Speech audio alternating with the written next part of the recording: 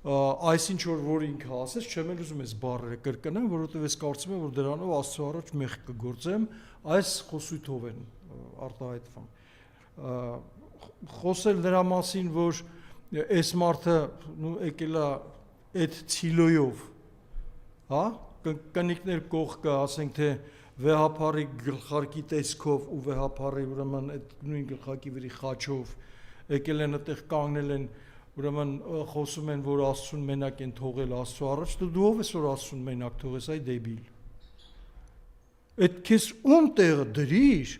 այդ ինչ աշճանի քեզի բարձրացիր, որ մեծացիր, որ որոշիր, որ դու կարող ես Աստվածին մենակ թողես, դու դուրակ չես, սարա։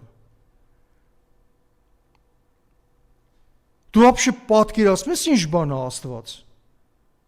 Որ հələ մի հատ էլ դու մենակ, այդ ինքը կարա քեզ մենակ թողի կամ չթողի կամ թքի վրետ կամ քեզի պատժի։